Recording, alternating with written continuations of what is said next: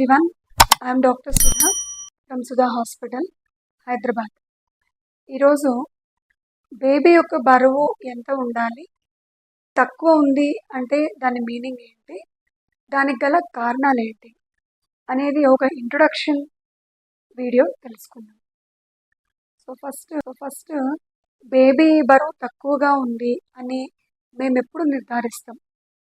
కడుపులో ఉన్నప్పుడే స్కానింగ్స్ మేము గ్రోత్ స్కాన్స్ అని చేస్తూ ఉంటాం. 7th మంత్లో ఆర్ 8th 9th మంత్స్లో కూడా చేస్తూ ఉంటాం. అలా చేసినప్పుడు మాకు చార్ట్స్ ఉంటాయి అన్నమాట. బేబీ ఇన్ని వారాలు ఉన్నప్పుడు ఇంత వెయిట్ ఉంటే అది యావరేజ్ వెయిట్ అన్నట్టు, ఆర్ 10th సెంటైల్ కంటే తక్కువగా ఉంటే బేబీ ఫీటల్ గ్రోత్ రెస్ట్రిక్షన్కి గురైంది అని చెప్పడం జరుగుతుంది అన్నమాట. చార్ట్స్ ఉంటాయి. అయితే ఈ గ్రోత్ చార్ట్స్ అందరికీ వరల్డ్ అంతా ఒకటేలాగా ఉండదు.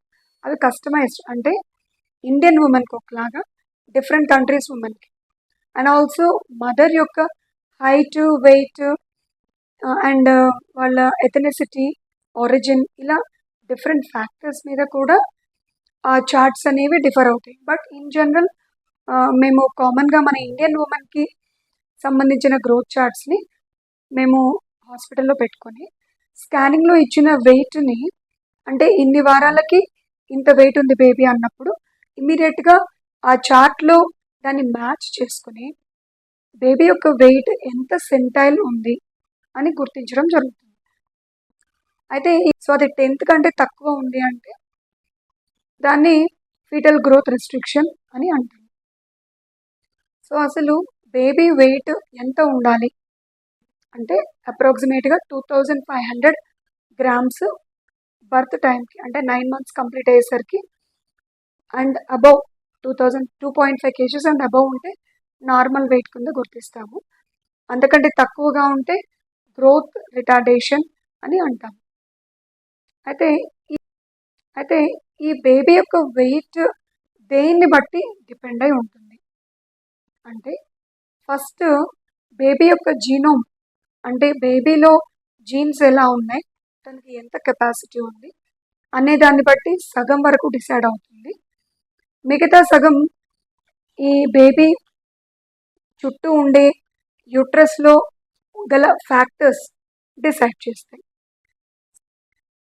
చుట్టూ ఉండే ఫ్యాక్టర్స్ అంటే ఏమిటి?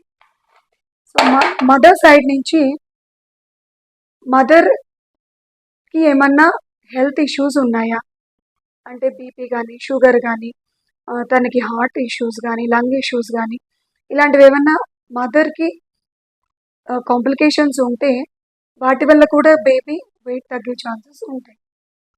ఒక్కొక్కసారి మదర్ అంతా హెల్తీగానే ఉన్నా ప్లసెంటా, అంటే మదర్ నుంచి ఫస్ట్ ప్లసెంటాలోకి బ్లడ్ ఫ్లో వెళ్తుంది, అక్కడి నుంచి బేబీకి ఫిల్టర్ అయ్యి బ్లడ్ ఫ్లో జరగడం జరుగుతూ ఉంటుంది. ఈ ప్లాసెంటా అనేది చాలా ఇంపార్టెంట్ అన్నమాట.